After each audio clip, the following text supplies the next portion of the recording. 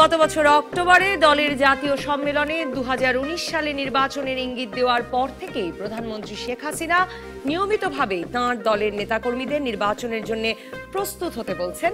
আর গত মাস থেকে দেশের নানা জায়গায় জনসভা করে সরাসরি ভোট চাইছেন নৌকা মার্কায়। বগুড়া, লক্ষ্মীপুরের পর আজ ফরিদপুর গিয়ে উন্নয়নের ধারা অব্যাহত রাখতে নৌকা মার্কায় ভোট চেয়ে এসেছেন তিনি। বিএনপি মহাসচিব মির্জা ফখরুল ইসলাম আলমগীর কদিন আগে বলেছেন, প্রধানমন্ত্রী নিজে রাষ্ট্রীয় হেলিকপ্টারে চড়ে নির্বাচনী প্রচার চালাচ্ছেন, অথচ বিএনপিকে ঘর থেকেও বেরোতে দেওয়া হচ্ছে না। বিএনপি গত কিছুদিন ধরেই ক্রমাগতভাবে প্রধানমন্ত্রীর আসন্ন ভারত সফরে প্রতিরক্ষা চুক্তি হওয়া এবং তিস্তা চুক্তি না হওয়ার বিষয়ে উদ্বেগ প্রকাশ করে যাচ্ছে। আর সাম্প্রতিক জঙ্গি হামলা এবং অভিযানগুলোকে সরকার ওসব আলোচনায় ধামাচাপা দিতে বায়োস্কোপের মতো সামনে নিয়ে এসেছে বলেও অভিযোগ করছে।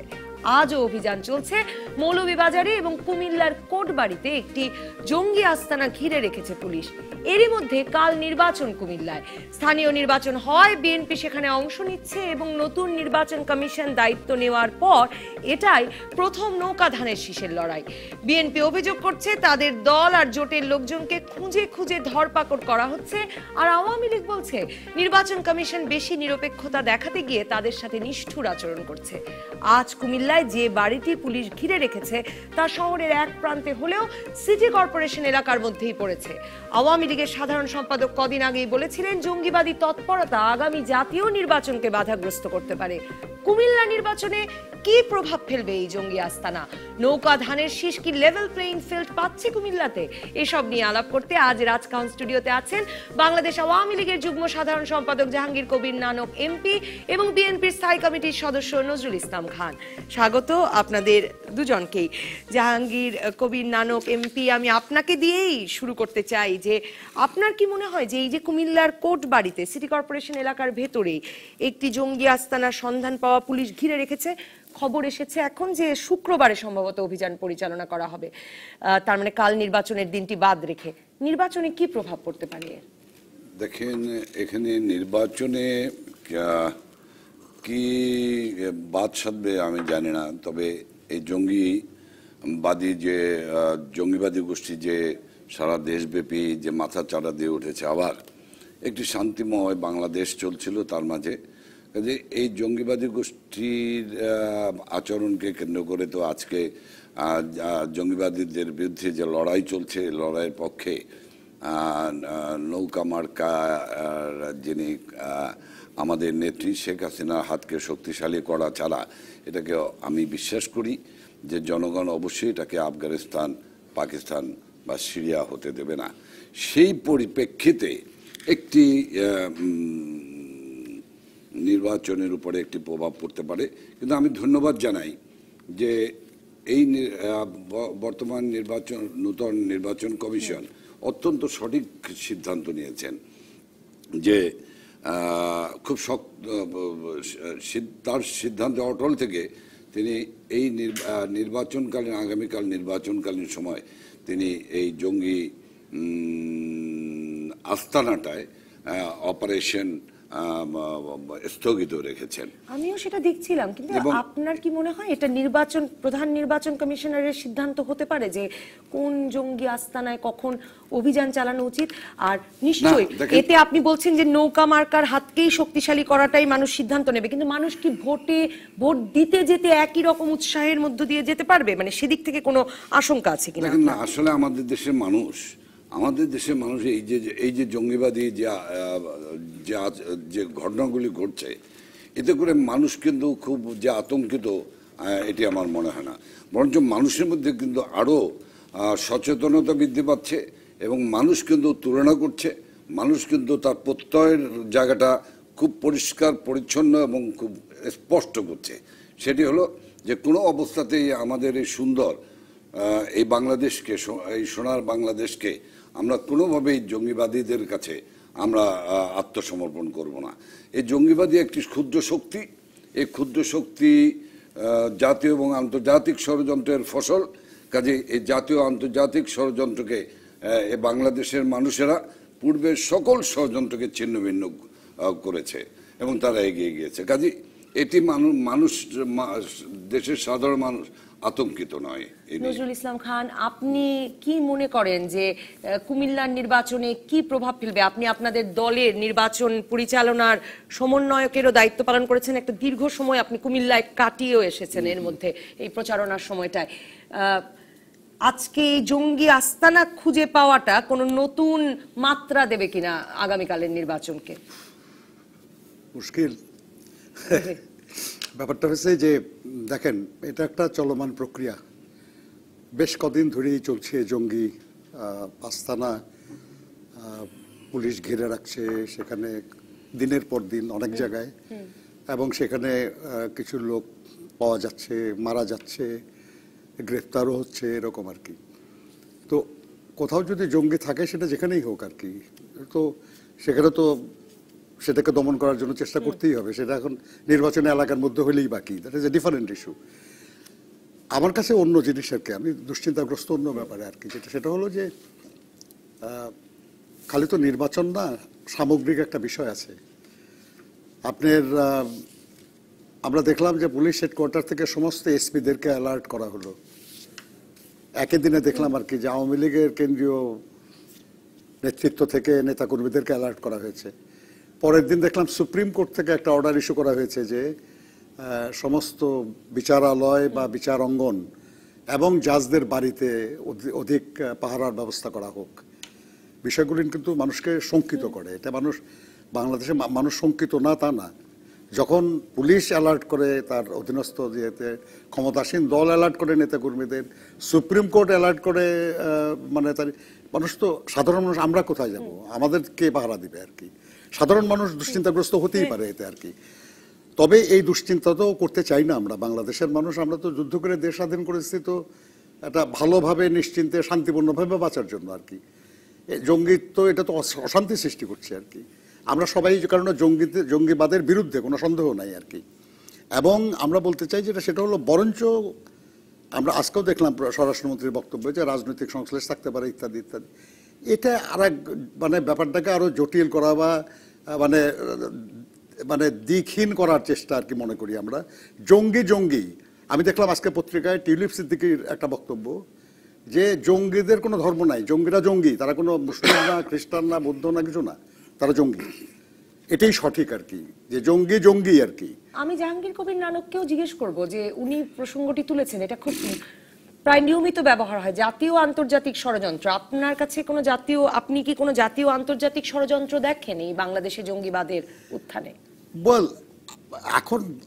এখন সবই তো এখন এটা গ্লোবাল ভিলেজ, আমরা কোনো বিচ্ছিন্ন দ্বীপে বাস করছি না আর কি। কাজেই কোনো সংশ্লেষ থাকা সম্ভব না এমন না। তবে এরকম কোনো কথা বলতে হলে আমাদের সুনির্দিষ্ট প্রমাণ নিয়ে বলতে হবে। আর তা নাহলে আমরা চুরিকে ডাকাতি বানাবো, ডাকাতিকে চুরি বানাবো, ফলে কোনোটারই বিচার হবে না আর কি, তাই না? এবং আরেকটা জিনিস বলতে চাই যেটা, সেটা হলো যে আপনি একটু আপনার নিউজের মধ্যে দেখতেছিলাম আর কি যে মাননীয় প্রধানমন্ত্রী বলতেছিলেন যে বিএনপি জামায়াতের সময় জঙ্গিবাদের উত্থান। ইতিহাস কিন্তু তা বলে না। ইতিহাস বলে যে বাংলাদেশে জঙ্গিবাদের উত্থান হলো উদীচীর যে ঘটনা যশোরে, সেটার থেকে, অ্যান্ড দেন পল্টনে সিপিবির সম্মেলন, দেন আপনার পয়লা বৈশাখে ছায়ানটের অনুষ্ঠান, দেন গোপালগঞ্জের গির্জা। এগুলো কোনোটাই কিন্তু বিএনপি আমলে হয় নাই।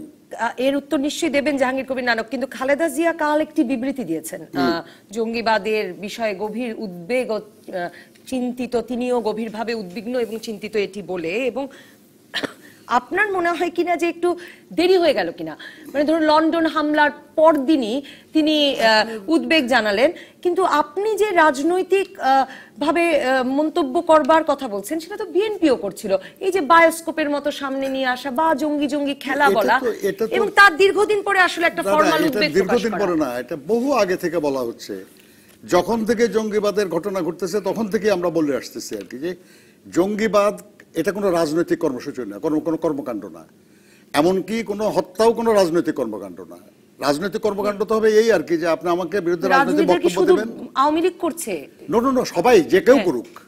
আমি প্রশ্ন হচ্ছে, আমি বলছি জেনারেলি কথা আর কি, যে এটা কোনো রাজনৈতিক কর্মকাণ্ড না। আপনি রাজনৈতিক কর্মকাণ্ড হলো যে আপনি আমার বিরুদ্ধে একটা বক্তব্য রাখবেন, আমি সেটা কাউন্টার বক্তব্য রাখবো।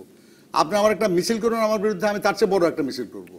আপনি একটা জনসভা করবেন, আমি তার চেয়ে বড় জনসভা করবো। এটা হলো রাজনীতি। আপনি গায়ে হাত তোলা তো রাজনীতি না। আপনি আপনি মানে সেই রাস্তা রাজনীতিটা বাড়ালে কুমিল্লায় আপনি করতে পারলেন গুলি কিনা করে দিবেন, এই এটা প্রশ্ন রাজনীতি নিয়ে না। আসবো আমি আপনার কাছে। সেই রাজনীতি, সেই প্রচারণা, সেই লেভেল প্লেইং ফিল্ড কুমিল্লায় পাচ্ছেন কিনা। কিন্তু জাহাঙ্গীর কবির নানক, এই যে প্রমাণ ছাড়া ক্রমাগতভাবে বিএনপিকে পৃষ্ঠপোষক বলা, তাদের সময়ে জঙ্গিবাদের উত্থান হয়েছে বলা, এই বলে লাভ কি হচ্ছে? দেখেন, আমি সমসাময়িক থেকে আমি পিছনে যেতে চাই। সমসাময়িক যে বিষয়টি, আসলে আমি একটু ছন্দপতন ঘটিয়ে আমি একটু নজরুল ভাই কথা বলবো। দেখেন, নজরুল ভাই একজন খুবই লিবারেল একটা মানুষ, উনি কট্টর বিএনপি নয়।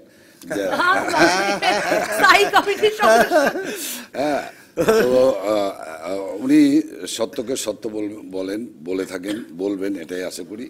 যেমনি ভাবে উনি আসলে উনি কিন্তু জঙ্গিদের বিরুদ্ধে কথা বলেছেন। ওনার ম্যাডামও কিন্তু বিএনপির চেয়ারপারসনও কিন্তু আপনি যেটা বললেন যে উনি স্টেটমেন্ট দিয়েছেন। এই জঙ্গিবাদ আমি অস্বীকার করব না। পহেলা বৈশাখে উদীচীর ঘটনা, টঙ্গিপাড়ায়, কোটালীপাড়ায় সিপিবির অনুষ্ঠান বা পল্টনে, কোটালীপাড়ার বোমা, এই জিনিসগুলো পরে এই আব্দুর রহমানের শায়েখ আব্দুর রহমানের বেড়ে ওঠা, বাংলা ভাইয়ের বেড়ে ওঠা, তাদেরকে আশ্রয় প্রশ্রয় দেওয়া, 21শে আগস্ট শেখ হাসিনা, সেদিনকের বিরোধী দলের নেতা শেখ হাসিনাকে হত্যা প্রচেষ্টা, এবং সে হত্যা প্রচেষ্টাকে আবার বলা হলো যে শেখ হাসিনা ভ্যানিটি ব্যাগ, এবং সেটা বিরোধী, সেটা স্বয়ং সংসদ নেত্রী, দেশের প্রধানমন্ত্রী তৎকালীন, তিনি বললেন যে শেখ হাসিনা তার ভ্যানিটি ব্যাগে করে গ্রেনেড নিয়ে এসেছিলেন। এই যে দুঃখজনক এবং দুর্ভাগ্যজনক আমাদের দেশের রাজনীতিতে কালচার হয়ে দাঁড়িয়েছে, যে কিছু দুর্ভাগ্যজনক। একটু যদি বেগম খালেদা জিয়ার কালকের বিবৃতিতে তিনি বলেছেন যে আওয়ামী লীগ ক্ষমতায় এলেই কেন জঙ্গিবাদ এভাবে মাথাচাড়া দিয়ে ওঠে, তা নিয়ে প্রশ্ন থাকলেও আমরা এই প্রশ্ন কখনো তুলিনি, দোষারোপের রাজনীতিতেও লিপ্ত হইনি। কারণ বিশেষ কোনো সরকার বা দলের নয়, এটি একটি জাতীয় সমস্যা। কিন্তু আপনারা বারবার তো প্রশ্ন তুলছেন। দেখেন, এই জঙ্গিবাদী গোষ্ঠী, এরা কি কোনো বিচ্ছিন্ন দ্বীপের নাগরিক? এরা কি বিচ্ছিন্ন কোনো জায়গা থেকে আসছে? আপনি জাতীয় আন্তর্জাতিক ষড়যন্ত্র, এবং আমি সেই জাতীয় আন্তর্জাতিক ষড়যন্ত্রের কথাই কিন্তু আমি বলতে চাই, যে যারা বাংলাদেশকে স্লোগান দিয়েছিল যে আমরা হব তালেবান, বাংলা হবে ভিয়েতনাম, এই যারা বলেছিল বাংলাদেশকে যারা তালেবান রাষ্ট্রে পরিণত করতে চেয়েছে, বাংলাদেশকে যারা তালেবান রাষ্ট্রে পরিণত করতে চেয়েছে, তারাই কিন্তু বিএনপির সঙ্গে গাঁটছড়া বেঁধেছে। তারা আজকে বিএনপির সঙ্গে গাঁটছড়া বেঁধে, আপনি বলেন যে আজকে এই যে জঙ্গিবাদ যেটি সৃষ্টি হয়েছে, এটি বিচ্ছিন্নভাবে সৃষ্টি হয়নি। আমরা দেখলাম কি জাতীয়ভাবে আমরা দেখলাম কোন রাষ্ট্রের পেট্রোল বোমা এবং এই ঘটনাটিকে একত্র করছেন। না, আমি সেটাই বলছি যে কোন রাষ্ট্রের প্রতিনিধিরাও বলার চেষ্টা করেছিলেন যে বাংলাদেশ একটা আইএস এর একটা এখন কি আসলে সমীকরণটি মিলিয়ে দিতে হবে কিনা আপনাদের, মানে এটার একটা যোগসূত্র খুঁজে বের করে অভিযুক্ত তো করছেন কয়েক বছর ধরে। হ্যাঁ, না, এটা অভিযোগ তো সরকার যখন করে তার কাছে তো কোনো একটা নির্ভরযোগ্য তথ্য থেকে করা হচ্ছে। এবং আমরা কি দেখলাম, দেশটা যখন খুব সুন্দর সুষ্ঠুভাবে পরিচালিত হচ্ছে, হঠাৎ করে দেখা গেল যে, এবং আপনি আরেকটি জিনিস খেয়াল করেন যে এই আইপিইউ সম্মেলন, ইন্টারন্যাশনাল পার্লামেন্টারি ইউনিয়ন যে সম্মেলনটি, এই সম্মেলনটি আগে যখন হয়েছিল, ডেট হয়েছিল, যে তারিখটি স্থগিত হয়েছিল, তখন কিন্তু এই জঙ্গিবাদীরা শুরু করলো হামলা। আবার দেখেন, যেই আইপিইউ কনফারেন্স আগামী 1 এপ্রিল থেকে 5 তারিখ, অর্থাৎ এটা দেশের জন্য কত গর্বের ব্যাপার। এটাই সরকারের, শেখ হাসিনার সরকারের জন্য কত বড় একটা সফলতা যে 177টি দেশের মধ্যে 121টি দেশ। মানে বিএনপি যেমন বলছে যে বায়োস্কোপের মতো সামনে নিয়ে আসছেন, আপনারাও মনে করছেন যে একটা সময় মেনে কেউ একজন সামনে নিয়ে আসছে। আমি সেটাই বলছি, 121টি দেশ ইতিমধ্যেই নিশ্চিত করেছেন তাদের প্রতিনিধি আসা। কিন্তু বোমাটি কোথায় গিয়ে বোমা ফুটলো? বিমানবন্দরের গেটে গিয়ে বোমা ফুটলো। কোথায় বোমা না, বেশ দূরে না? দূরে দূরে মানে পুলিশ চেকপোস্টের কাছে, এগুলো কি ভীতি সঞ্চার করা হচ্ছে? এই যাতে বিদেশের মেহমানরা যাতে না আসে, প্রত্যেকটি দেশের স্পিকার আসছেন। এর পাশাপাশি দেখেন বাংলাদেশ একটি সুন্দর কারেক্ট ডাইরেকশনে এগিয়ে যাচ্ছে। সেই কারেক্ট ডাইরেকশনটাকে স্থবির করার জন্য, স্থিমিত করার জন্য, থমকে দেওয়ার জন্য আবার হঠাৎ শুরু হলো। এবং ওরা জানান দিতে চায় যে আমরা তালেবান রাষ্ট্র করতে চাই, তালেবান রাষ্ট্র আমরা করতে পারি। আজকে লাইভ বিরতিতে আমাকে যেতেই হবে। বিরতির পর ফিরে আমি কুমিল্লা নির্বাচন প্রসঙ্গে আসতে চাই। দর্শক থাকুন রাজকাহনে। নজরুল ইসলাম খান, জি আমি একটু শেষ করতে চাই এই জায়গাটা আমি একটু ক্লিয়ার করতে চাই। সেটা হলো যে আমি কিন্তু বলেছি যে আসলে আতঙ্ক বা আশঙ্কার কোনো কারণ নাই। আমাদেরকে কষ্ট দিচ্ছে, আমাদেরকে বেদনা দিচ্ছে, দেশের মানুষের মনে বেদনা দিচ্ছে, কিন্তু আমাদের ভুললে চলবে না যে এর চেয়েও ভয়ানক পরিস্থিতি আমাদেরকে ফেস করতে হয়েছে। নির্বাচন প্রতিরোধের নামে বিএনপি যে জ্বালাও পোড়াও করেছিল, যে পেট্রোল বোমা মেরেছিল, মানুষ হত্যা করেছিল, সমস্ত দেশটাকে একটা বার্ন ইউনিটি করেছিল, সে অবস্থা থেকে জঙ্গিবাদী তৎপরতা রাজনৈতিক সহিংসতাকে মিলিয়ে ফেললে জঙ্গিবাদী তৎপরতাকে হালকা করা হয়। আমি কিন্তু একসঙ্গে মিলিয়ে গুলিয়ে ফেলছি না, আমি কিন্তু সেপারেটলি আমি দেখাতে চাচ্ছি যে আসলে আমাদের দেশের মানুষ খুব তাড়াতাড়ি দাঁড়িয়ে যায়, দাঁড়িয়ে গিয়ে সামনে পথ একেবারে রেজিলিয়েন্ট। নজরুল ইসলাম খান, কুমিল্লায় প্রচারণার সময় আপনি ছিলেন, প্রচারণা কেমন করতে পারলেন? আপনি কিছু অভিযোগ তো এরই মধ্যে করেছেন, আনুষ্ঠানিকভাবেই করেছেন, কোনো বাধা বিপত্তি এসছে কিনা সরকারি দলে? আমি বলবো আর কি, তার আগে দুইটা জাস্ট সিম্পল আর কি, তো বলেছেন যেটা আর কি। দেখেন, জঙ্গিবাদকে যদি আমরা বলি আন্তর্জাতিক সংশ্লেষ, তাহলে আন্তর্জাতিক জঙ্গিবাদ কোনটা? আইএস প্রসঙ্গ এসে যায় কিন্তু আর কি, যে যখনই আমরা বলবো আমাদের যে জঙ্গিবাদ এটার আন্তর্জাতিক সংশ্লেষ আছে, যারা আমরা বলি এই কথা তারা কিন্তু এই কথা বলেই দেয় আর কি, যে তাহলে সংশ্লেষটা কার সঙ্গে। এবং আমরা দেখলাম কল্যাণপুরে যখন পুলিশের লোকরা যেটা ওখানে অপারেশন হওয়ার পরে যে ছবি পত্রিকা আসলো, এই ছবি পুলিশ দিচ্ছে, আর কেউ দেয় নাই। সেখানে কোনো সাংবাদিক যেতে পারে নাই, সেখানে আইএসের একটা ব্যানার সেটা সহ ছবি দেওয়া হলো। কিসের জন্য? কে দিল এটা? যদি কোনো সংশ্লেষ না থাকবে তাহলে পুলিশ কেন ওই ছবিটা দিল কেন? এগুলো প্রশ্নগুলো আসে আর কি। এক, দুই নম্বর হলো কল্যাণপুরের হামলার কথা যখন, জঙ্গি দমন অভিযানের কথা যখন আপনি বললেনই, আমার মনে পড়ে গেল যে এরপরে আবার বিএনপি নেত্রীর দিক থেকে প্রতিক্রিয়াটা দেখুন। তিনি আপনাদের বিএনপির থেকে প্রতিক্রিয়াটা ছিল যে ভেতরে কি আসলে সাধারণ ছেলেদেরকে নিয়ে মেরে ফেলা হলো, এটা পত্রিকা আসছে, সেখানে যারা মারা গেছে পত্রিকা আসছে সেই সময় যাদেরকে ওখানে মারা হয়েছে তাদের পত্রিকা আসছে যে তাদের মধ্যে 3 জনের নাম আসছে পত্রিকা, তাদের আগে গ্রেপ্তার করা হয়েছে। এগুলো পত্রিকা উঠছে, এটা আমাদের কথা না। বেসড অন দ্যাট এই কথা বলা হয়েছে। এটা তো এটা করলে পরে যারা এটা ছাপাইছে, যারা বলেছে তাদেরকে ধরেন। যে আরেকটা জিনিস বলি আপনাকে, যেটা সেটা হলো যে বিএনপি না, আপনি যেটা বললেন যে বিএনপি এবং তালেবানের গাঁটছড়া আর কি, এটা আর এক মানে একটা মিসনোমার আর কি। ইন দ্য সেন্স, তালেবান কারা? জামাত তো তালেবান না। তালেবান আর জামাত কিন্তু এক জিনিস না, বুঝতে হবে। এটা তো আমরা রাজনীতি যারা করি আমরা বুঝি না তা না, তাই না? তো আপনার জামাতের সঙ্গে হ্যাঁ আমাদের রাজনৈতিক ঐক্য আছে, আমরা একটা মানে নির্বাচনী ঐক্য আছে তাদের সঙ্গে আমাদের। বাট আপনি জানেন আর কি যে তাদের যে রাজনৈতিক বিশ্বাস নিয়ে যারা কাজ করে, রাজনীতির বিরুদ্ধে সেই কুফরি রাজনীতির দায়ে আপনারাও দুষ্ট। এটার মধ্যে ওই দুষ্ট হইলো তো স্বৈরাচারের জন্য তারাও দুষ্ট হবে আর কি। এর সাথে সঙ্গে মানে এই জঙ্গিরা যেই রাজনীতির বিপক্ষে কথা বলছে, যে রাজনীতি মানে আমি বলতেছি যেটা সেটা হলো যে জঙ্গিদের যেটা খেলাফত প্রতিষ্ঠার যে আন্দোলন, আইএস এর যে আন্দোলন, তালেবানের যে আন্দোলন, সেটা কিন্তু জামাতের রাজনীতির সঙ্গে যায় না। এটা সবাই জানে, এটা তো রাজনীতির ব্যাপার আর কি। কাজেই তালেবানদের সঙ্গে বিএনপির গাঁটছড়া ইত্যাদি বলা আর কি, এটাও আরেকটা রাজনৈতিক বক্তব্য আর কি। আমি বলতেছি যে না জঙ্গিবাদ না তালেবানের সঙ্গে বিএনপিকে যুক্ত করা যায়। এবং যখনই আমরা বলি জাতীয় চক্রান্ত, তখন বিএনপি জামাতের দিকে ইঙ্গিত করা হয়, কিন্তু আন্তর্জাতিক চক্রান্ত করলে কিন্তু আমরা ইঙ্গিত করতেছি আইএসকে। আমরা করতে চাই কিনা, আসলে আমাদের একটা পজিশন নিতে হবে তো, আমাদের রাষ্ট্র হিসাবে, জাতি হিসেবে আমাদের পজিশন নিতে হবে যে আমরা কাকে আমি প্রতিপক্ষ ভাবতেছি, কাকে আমি প্রতিদ্বন্দ্বী ভাবতেছি। Yes, if it is is, সবাই মিলে আমরা বলি না যে আইএস এর বিরুদ্ধে লাগবো আমরা, but if it is not, একবার বলতেছি আন্তর্জাতিক সংযোগ আছে, আবার বলতেছি আইএস নাই। সরি, আমি একটু ইন্টারাপ্ট করি, কিন্তু বাংলাদেশের নাগরিকরা, বাংলাদেশের মানুষেরা কি আশা করতে পারে না যে সিলেটের এই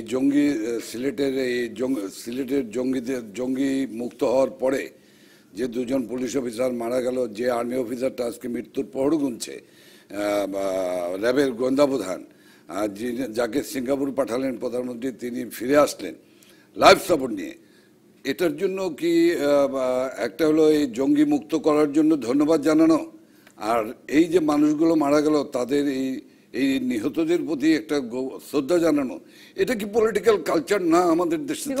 হতে পারে না।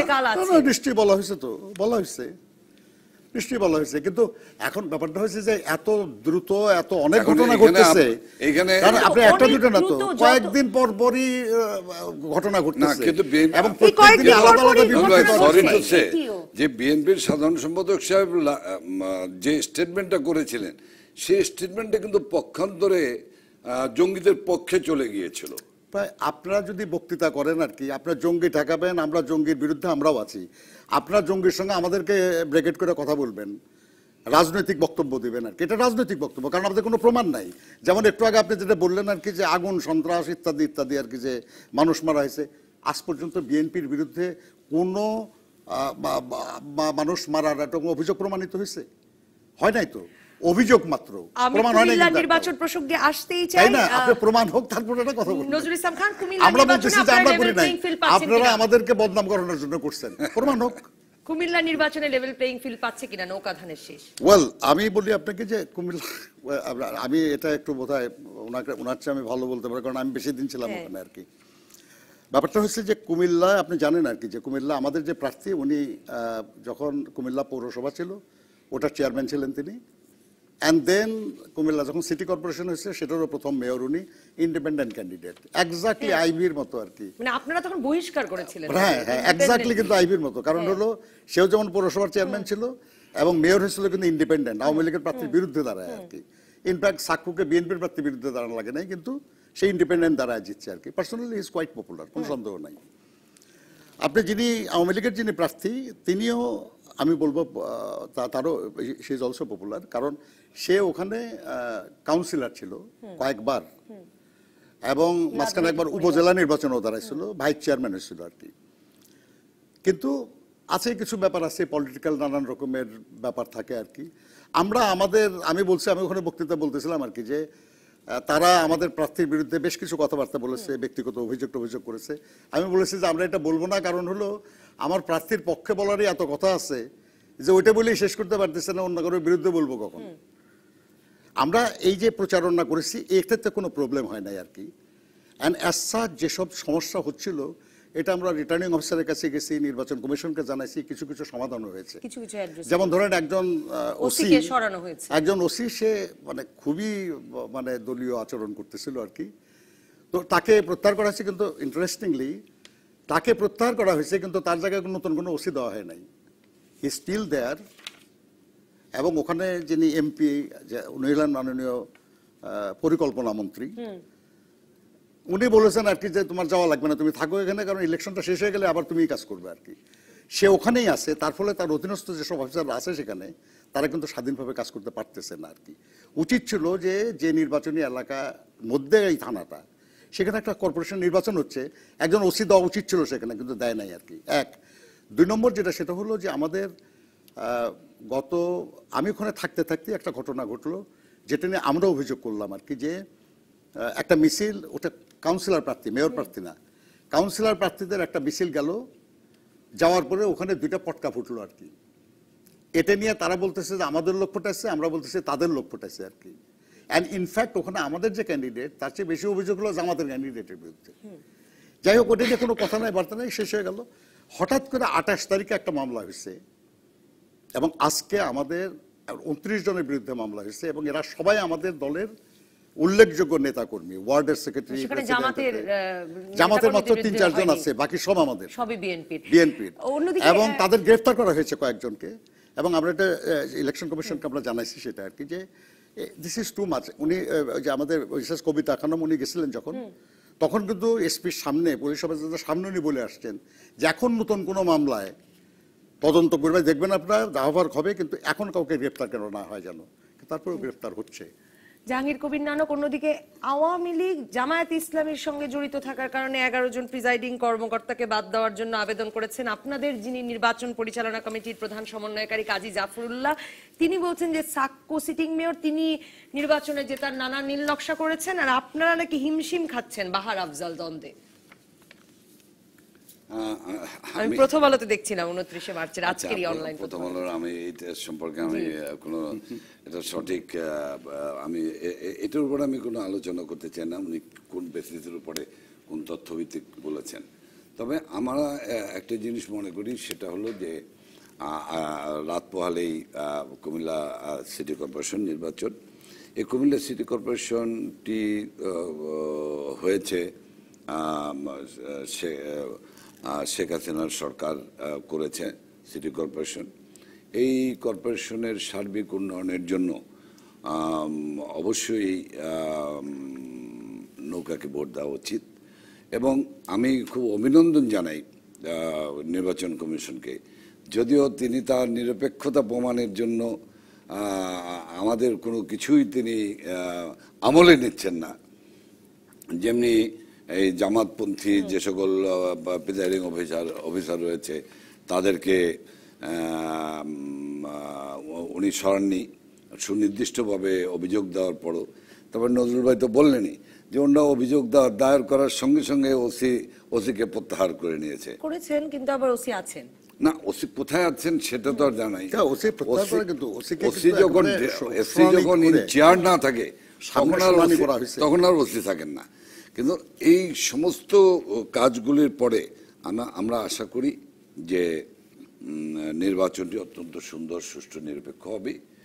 একটা উৎসাহ, আনন্দ, উদ্দীপনার মধ্য দিয়ে নির্বাচন হবে। কুমিল্লাবাসী ঠিক নারায়ণগঞ্জ নির্বাচনের মতোই তারা অংশগ্রহণ করবেন, প্রতিটি ভোটার ভোট কেন্দ্রে আসবেন। নির্বাচন কমিশনের বিষয়ে এর মধ্যে রুহুল কবির রিজভী প্রধান নির্বাচন কমিশনারকে সজ্জন ব্যক্তি বলেছেন। নজরুল ইসলাম খানও বলছেন যে ওসি কে সরানো হয়েছে, তার বিরুদ্ধে শুনানি হয়েছে। কবিতা খানম নির্বাচন কমিশনার, তিনি গিয়ে বলেছেন যে নতুন মামলা হলেও এখন গ্রেফতার না করতে, কিন্তু প্রশাসনের মতো চলছে। দেখেন, এটাই কথা যে দেখেন এই রিজভী সাহেব যে কত কথন করেছেন এই নির্বাচন কমিশনের বিরুদ্ধে, এখনো কোনো শব্দ ভাষা নেই যেগুলি প্রয়োগ না করেছেন। কাজে এটি আমাদের দেশের একটা কালচার হয়ে গেছে যে আসলে মানুষটিকে না দেখে, মানুষটিকে না বুঝে তার বিরুদ্ধে কথা বলা। এই মানুষটির কতখানি মেরুদণ্ড আছে, মেরুদণ্ড নাই, এই মানুষটির কতখানি আমরা এমআরআই না করি। তো এখন উনি বলেছেন, আমাদের কাছে খুব ভালো লেগেছে যে রিজভী সাহেব আবার বলেছেন যে না, নির্বাচন কমিশন একজন সজ্জন ব্যক্তি। এখন ওনার সঙ্গে কি আছে, তো একইভাবে আমি বলতে চাই যে ওনার রক্তটা হলো প্রধান নির্বাচন কমিশনার একজন মুক্তিযোদ্ধা। আমি এই কথা অনেককে বুঝাবার চেষ্টা করি। ওনারা কি যথেষ্ট করতে পারছেন কিনা, মানে নজরুল ইসলাম খান যে অভিযোগগুলো তুললেন তাতে কি মনে হচ্ছে কিনা যে নির্বাচন কমিশন শক্ত হচ্ছে, কিন্তু তাতে দেখেন নির্বাচন কমিশন শক্ত হয়েছে। নির্বাচন কমিশন বলতে কিন্তু এখন আর প্রধান নির্বাচন কমিশন কার্যালয় না, এখন প্রধান নির্বাচন কমিশনের ওই কুমিল্লার সকল প্রশাসনের সবাই কিন্তু এখন নির্বাচন কমিশনের অধীনস্থ। সেই বিষয়টি মনে হয়েছে কিনা নজরুল ইসলাম খান? একটা বিরতির পর এই প্রসঙ্গে আসবো এবং জানতে চাইবো যে প্রধানমন্ত্রীর নির্বাচনী জনসভা চলছে, বিএনপি এখনো সিদ্ধান্ত দেয়নি আমাদেরকে, আমরা সবাই অধীর আগ্রহে অপেক্ষা করছি যে তারা নির্বাচনে আসবে কি আসবে না, দৌড়ে পিছিয়ে পড়ছেন কিনা। একটা বিরতির পর রাজকাহনে এলাম। রাজকাহনে নজরুল ইসলাম খান, আপনারা এই প্রধানমন্ত্রী আজকেও একটি জনসভা করেছেন, ফরিদপুরে গেছেন, সেখানে গিয়ে একরকমের নির্বাচনী জনসভায় রূপ নিচ্ছে তার গত কিছুদিনের সকল জনসভায় তিনি সরাসরি নৌকায় ভোট চাচ্ছেন। ফরিদপুর শহরে প্রচুর নৌকা তোরণও তৈরি হয়েছে, মানে নির্বাচনী আমেজে আওয়ামী লীগ পুরোপুরি ঢুকে গেছে। বিএনপি এখনো সিদ্ধান্তই দেয়নি, আপনারা দৌড়ে পিছিয়ে পড়ছেন কিনা? কিন্তু এটা কুমিল্লার এলিভেন্ট একটা বলি, পত্রিকার হেডিং, নৌকায় ভোট চান বাবা ও মেয়ে। মানে ঠিক সিটি কর্পোরেশন যেখানে শেষ, তার পরের ইউনিয়ন হলো আমাদের লোটাস কামাল সাহেবের, ঠিক সেখানে একটা মিটিং আর কি স্কুলের মাঠে। সেই মিটিংয়ে উনিও বক্তৃতা করতেছেন, তার মেয়েও বক্তৃতা করতেছেন, নাফিসা কামাল কোথায় আর কি, রোটারিয়ান ইত্যাদি ইত্যাদি কিনা কি ভিক্টোরিয়ান কুমিল্লা ভিক্টোরিয়া। হ্যাঁ, তো এখন আপনি সেখানে দুইজনে নৌকায় ভোট চেয়েছেন। উনি তো মন্ত্রী, উনি তো মেয়র ক্যান্ডিডেটের পক্ষে ভোট চাইতে পারেন না। তো উনি নৌকার প্রশংসা করে নৌকা উন্নয়নের প্রতি কুমুক টুমুক ইত্যাদি বলে বলছেন যে আগামী নির্বাচনে আপনারা আমাকে নৌকায় ভোট দেবেন, বুঝছেন তো? হ্যাঁ, আবার তার মেয়ে আবার ওই মিটিংয়েই আঞ্জুম সুলতানা সীমার জন্য ভোট চাইছে আর কি। অডিয়েন্স কিন্তু একটাই, মঞ্চ একটাই, বক্তৃতা একটাই আর কি। ভোটারও তো একই, মানে একই ভোটার, যারা অডিয়েন্স নির্বাচন তাদের মধ্যে সিটি কর্পোরেশনের ভোটাররা আছে আর কি। এখন এই আইনের যে কারচুপ মানে মারপ্যাচ আর কি, যে সবই ওই একই কাজ হলো, কিন্তু ব্রেকেটে বলে দেওয়া হলো যে আমি আগামী নির্বাচনের জন্য ভোট চাইতেছি আর কি, নৌকাই আর কি, বুঝছেন ব্যাপারটা? তো এখন নির্বাচনী কিছু আচরণ বিধি আছে। এই যে আমরা কুমিল্লা সিটি কর্পোরেশন নির্বাচনে গেলাম 14 তারিখে আপনার মনোনয়নপত্র প্রত্যাহারের শেষ দিন, 15 তারিখ সকালবেলা প্রতীক বরাদ্দ হয়। ওনারা ইলেকশন করে, আমি তো ইলেকশন করি না ভাই, ওনারা জানেন প্রতীক বরাদ্দ হওয়ার আগ পর্যন্ত কিন্তু নির্বাচনী প্রচারণা করা যাবে না। প্রতীক বরাদ্দ আপনি জানেন যে আপনি নৌকা কিংবা আপনার ধানের শীষ, তারপরেও আপনি প্রতীক বরাদ্দ না হওয়া পর্যন্ত কিন্তু আপনি প্রচারণা করতে পারবেন না। কাজে আপনি যেটা বললেন যে নির্বাচনী প্রচারণা চলতেছে আর কি, তো প্রতীক বরাদ্দ হওয়ার আগেই নির্বাচনী প্রচারণা তো আইনে নিষিদ্ধ। এখন মাননীয় প্রধানমন্ত্রী যদি আইন অমান্য করে আমাদের কিছু করার নাই আর কি। এক, 2 নম্বর পয়েন্ট যেটা সেটা হলো যে এই কারণে কি ম্যাডাম নাইমা আপনার আইন মানলে তো তাই করা উচিত আমাদের আর কি। না না, আপনি বলেন আর কি যে যদি না মানে মনে করেন আইনে যদি না লেখা থাকে তাহলে বলেন আর কি। এক, 2 নম্বর যেটা সেটা হলো, শুনেন আমি খুব ভালো করে পড়ছি, আপনার আইনে পরিষ্কার বলা আছে যে প্রতীক বরাদ্দ হওয়ার পরে কি বিএনপি নামবে সেই নিশ্চিত কি বিএনপি করেছে। ওই পয়েন্টে আসতেছি। আপনি দেখেন কদিন আগে নারায়ণগঞ্জ সিটি কর্পোরেশন নির্বাচনে শামীম ওসমান সাহেব একটা ভোট ব্যালট পেপার বাইর করে নিয়ে এসে সবাইকে দেখালেন, আপনার টিভিতে দেখাচ্ছেন যে আমি নৌকায় ভোট দিচ্ছি। দেখেন আপনার নির্বাচনী আচরণবিধির মধ্যে পরিষ্কার বলা আছে যে ভোট কেন্দ্রে কেউ যদি যে ব্যালট পেপার নিয়ে বাইরে হয়ে আসে কিংবা প্রদর্শন করে 6 মাসের জেল, 5,000 টাকা 50,000 টাকা। কিন্তু এর বাইরেও জাহাঙ্গীর কবির নানক, আপনি শুনছিলেন যে আমি বলছিলাম মির্জা ফখরুল ইসলাম আলমগীর প্রশ্ন করেছেন যে প্রধানমন্ত্রী নিজে আসলে একরকম রাষ্ট্রীয় দায়িত্বে থেকে রাষ্ট্রীয় সফরের অংশ হিসেবে তিনি নির্বাচনী জনসভা করছেন, অন্যদিকে বিএনপিকে বেরোতে দিচ্ছেন না। রাষ্ট্রীয় কিছু ব্যবহার করে তো নির্বাচনী প্রচার করা যায় না, আইন নাই, সেটাও হচ্ছে। আর একটা হলো যে আমাদের তো মিটিংই করতে দিচ্ছেন না, আপনি নির্বাচনী প্রচারণা যাবো কোথায়?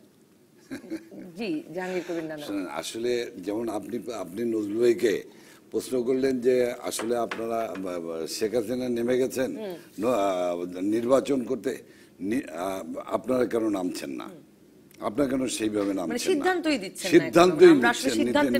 সিদ্ধান্তের জন্য অপেক্ষা করছেন। আসলে সেইটাকে ঢাকা দিতে গিয়ে আপ টু না, সেইটাকে ঢাকা দিতে গিয়ে নজরুল ভাইকে কিন্তু আপ টু নারায়ণগঞ্জের শামীম ওসমানের ব্যালট দেখানো, ওটাকে আমি যে জায়েজ সে কথা আমি বলছি না, আমি বলছি আসলে বিষয়টা হলো যে একটি রাজনৈতিক দল সে যখন পরাজিত হলেও তার পরদিন থেকে সে নেক্সট নির্বাচনকে লক্ষ্য করেই কর্মকাণ্ড শুরু করে। একটি রাজনৈতিক দল যে সরকার গঠন করে সে কিন্তু তার পরের দিন থেকে সরকার গঠনের নির্বাচনের পর থেকেই কিন্তু তার লক্ষ্যটা থাকে যে পপুলার ভোট আমি কিভাবে পাবো। আমাদের দেশের রাজনৈতিক দলগুলির জন্য মার্কা নির্ধারিত, নিশ্চয়ই বিএনপি তো আর দাড়িপাল্লা নিয়ে নির্বাচন করবে না, বিএনপির মার্কা হলো গিয়ে ধানের শীষ। সেই কারণে আগামী নির্বাচনে ধানের শীষকে ভোট দেন এই কথা বলতে কিন্তু বিএনপি কেউ বাধা দিচ্ছে না, একেবারে কোনো আইনগত বাধাও নেই, কোনো জনসভাই করতে পারছে না, মানে একেবারে বেরোতে পারছে না। এখন আমি আপনাকে একটা কথা বলি, নজরুল ভাই যেমন ট্রেড ইউনিয়ন করেছে, আমিও ছাত্র সংগঠন যুব সংগঠন করেই কিন্তু এখানে এসেছি। দেখেন আসলে আন্দোলনটা ছেলের হাতে মোয়ানা, মিছিলটা কিন্তু করা বিরোধী দলে থেকে এটা কিন্তু ছেলের হাতে মোয়ানা। ওনারা ওনাদের ব্যর্থতা, ওনাদের যে মানে ওনারা ওনাদের সঠিক দায়িত্ব পালন না করতে পারাটা উদরপিণ্ডে বুদর ঘাড়ে এসে চাপছেন ওনারা। আমি এখানে বসে বলতে পারি এই টেলিভিশনের দর্শক শ্রোতাদের সামনে বসে যে আমি যেদিন যুবলীগের চেয়ারম্যান হলাম, মির্জা আজম সাহেব যেদিনকে জেনারেল সেক্রেটারি হলো, আমরা সেই দিন সিদ্ধান্ত নিলাম যে আমাদেরকে দলীয় কার্যালয় থেকে বাইরে বেরোতে দেয় না, ফুটপাতে দাঁড়াতে দেয় না, 23 বঙ্গবন্ধু এভিনিউ। আগামীকাল আমরা যুব সমাজ আমরা গিয়ে রাস্তায় দাঁড়াবো, তাতে যা লাগে যা হয় তাই আমরা ফেস করব। আমরা কিন্তু গিয়ে দাঁড়িয়েছি এবং সেদিনই কিন্তু আমরা রাস্তায় নেমে গেলাম, ফুটপাতেও না, আমরা রাস্তায় নেমে গেলাম। এরপরে রাস্তায় তার কাটার বেড়া দিয়ে আটকানো হলো। আমরা সিদ্ধান্ত নিলাম যে আমরা 0 পয়েন্টে যাব। আমরা কিন্তু 0 পয়েন্টে বসে, এটা আমি বলছি বিএনপি জামাতের ক্ষমতার আমলের কথা। আমরা সিদ্ধান্ত নিলাম তার পরের সপ্তাহে যে আমরা 0 পয়েন্টে গিয়ে দাঁড়াবো। আমরা 0 পয়েন্টে গিয়ে মানে সেরকম শক্ত করে রেখেছেন পরিস্থিতিটা, সেটা মানছেন? এটা না, সেটা আমি বলছি না। আমি বলছি যে এ ধরনের পরিস্থিতি ফেস করেও কিন্তু আমরা রাজনীতি করে আন্দোলন করেছি। এখন ওনারা কেউ নামবেন না, কর্মসূচি দিচ্ছেন। কর্মসূচি দেওয়ার পরে ওনাদের একটা বিশাল কেন্দ্রীয় কমিটি, সেই কেন্দ্রীয় কমিটির একটি লোককেও দেখা যায় আন্দোলনের ডাক দেওয়ার পরে নির্বাচনী প্রচারণায় এটা একটু কথাটা আলোচনাটা শেষ হচ্ছে। কি কথা ব্যাপারটা হয়েছে যে মিছিল করা লাগবে, সাহস করে করতে হবে, কোনো সন্দেহ নাই। বাধা আসবে, বাধা অতিক্রম করতে হবে, কোনো সন্দেহ নাই। জেল হবে, জেল খাটতে কোনো অসুবিধা নাই। আমি আজকে আপনার এই টিভিতে বসে বলে যেতেছি আর কি, যে আমাকে গুলি করা হয়েছে, আমার মাথায় গুলি এখনো, আমি এটাতেও রাজি আছি। আমাকে অ্যারেস্ট করেন, আমি রাজি আছি। জেলে যেতে রাজি আছি, লাঠি পেটা করেন রাজি আছি। কিন্তু যেটা করা হচ্ছে আজকাল আর কি, সেটা হলো সোজাসুজি বুকে গুলি করে দেওয়া হচ্ছে। কত লোক আমাদের খুন হয়েছে, কত লোক গুম হয়েছে, কত মামলা মোকদ্দমা হয়েছে, কতগুলির লোক আজকে জেলে আছে। আপনি হিসাব করেন, হিসেবে গেলে হবে কি জানেন, না এইভাবে যদি আমরা হিসেবে যাই যে তাহলে আমরা বিএনপি জামাতের ক্ষমতার আমলে আমাদের কত লোক মারা হয়েছে, কত লোককে পিটানো হয়েছে, কত লোক মারা গেছে, কত লোক গুম হয়েছে, কত চোখ এইভাবে পুলিশ ফেলা হয়েছে, সোজাসুজি গুলি করে দিছে কখনো? শোনেন, এ তো বিএনপি জামাতের আমলের কথা না। আমি এমন একটা ব্যক্তি এখানে আপনার সামনে বসে আছি যে আমার রাজনীতিটা শুরু কিন্তু ছাত্র রাজনীতি 69 থেকে। 75-এর 15 আগস্টে বঙ্গবন্ধুকে সপরিবারে হত্যার পরে 10ই আগস্ট 1976 সনে যখন জিয়াউর রহমান সাহেব চিফ মার্শাল অ্যাডমিনিস্ট্রেটর, তখন আমাকে নিয়ে শবে বরাতের রাত সারা রাত ফ্যানের সঙ্গে লটকে আমাকে যে অত্যাচার করা হয়েছে কোতোয়ালি থানার, চারিদিকের মানুষ সেদিন শবে বরাতের নামাজ আদায় করতে পারে নাই। কিন্তু জাহাঙ্গীর কবির নানক নিশ্চয়ই, কিন্তু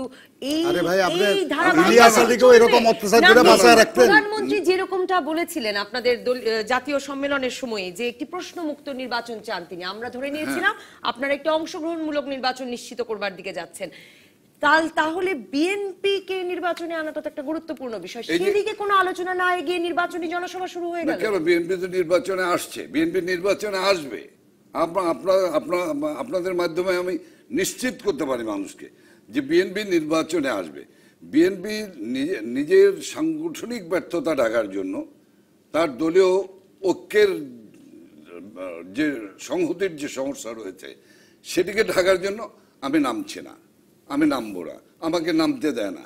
নামতে হবে, বিরোধী দল করতে হলে তাকে নামতে হবে, জনগণের কজ নিয়ে নামতে হবে, মানুষের নামতে হবে এবং ওনারা একদম সোজাসুজি গুলি করবেন, মরতে হবে, এতেও কোনো আপত্তি নাই। আমি যেটা বললাম যে আপনাকে ফ্যানের সঙ্গে ঝুলে যে কষ্ট দিচ্ছে, আই এম সরি যে যদি কেউ করে থাকে এটা অন্যায় করেছে, কিন্তু আমাদের ইলিয়াস আলীকেও যদি ওরকম কষ্ট দিয়েও যদি ছেড়ে দেওয়া হয়তো আমরা খুশি হইতাম, চৌধুরী আলমকে যদি ছেড়ে দেওয়া হয়তো আমরা খুশি হইতাম, পারভেজকে যদি ছেড়ে দেওয়া হতো বা হিরুকে যদি ছেড়ে দেওয়া হতো সাবেক এমপি, খুশি হইতাম আমরা। কিন্তু পরিস্থিতি সেটা নাই, পরিস্থিতি নাই। কিন্তু আমরা যাচ্ছি যেটা শুনেন, আমরা যাচ্ছি যেটা সেটা হলো যে মুক্তিযুদ্ধ করেছি তো আমরা গণতন্ত্রের জন্য। স্বাধীনতা তো গণতন্ত্রের লড়াইয়ের ফলশ্রুতিতে আমরা পেয়েছি আর কি, তাই না? আমি 1 মিনিট দিয়ে শেষ করি। নজরুল ভাই, আপনাকে অনেক ধন্যবাদ জানাই যে আপনি অত্যন্ত সঠিক বলিষ্ঠভাবে বলেছেন যে মুক্তিযুদ্ধ আমরা করেছি গণতন্ত্রের জন্য। 100 বার রিয়েলি আমি অ্যাপ্রিশিয়েট করি আপনাকে। কিন্তু যাক, আজকে তো 24 ঘন্টার কারফিউর গণতন্ত্র নাই, আজকে 12 ঘন্টার কারফিউর গণতন্ত্র নাই, আজকে কারফিউ গণতন্ত্র নাই তো দেশে। মাসের পর মাসের কারফিউ গণতন্ত্র। আজকে আপনি কথা বলছেন, আপনি এখানে এসে কথা বলছেন, আপনি ওপেন কথা বলছেন, আপনি স্টেটমেন্ট করছেন, বলছি নির্বাচনে অংশগ্রহণ করছেন, ফিরে যেতে পারবো কেন যে ওনাদের বলছেন যে লোক জন্য দেয় আমাকে। এবং যে ভাষায় কথা বলছেন এই ভাষা কি কোনোদিন কল্পনা করতে পেরেছি? অসংখ্য হিন্দি ধন্যবাদ নিজামত জাহাঙ্গীর জিয়াউর কবির রহমান। নানক এমপি, জিয়াউর ধন্যবাদ। রহমানের সময় তোর গণতন্ত্র পাইলেন রে ভাই, আপনারা তো বাকশাল করে ফেলাইছিলেন। ধন্যবাদ নজরুল ইসলাম খান, ধন্যবাদ দর্শক যারা সঙ্গে ছিলেন আজ। আর আপনাদেরকে সাফল্য গাথা দেখাতে পারছি না, প্রতিদিন শেষ করি কোনো এক জনপদের মানুষের সাফল্যের গল্প দিয়ে। আজ আপাতত বিদায়, আর প্রতিদিন রাত 10টা পর্যন্ত সব খবরে খুঁজতে থাকুন রাজনীতি। কাল বৃহস্পতিবার, ফোন লাইন থাকবে খোলা রাত 10টা থেকে 12টা। আপনার বিশ্লেষণের সঙ্গে মেলাবো আমার বিশ্লেষণ, তৈরি হবে নতুন রাজকাহন। থাকুন।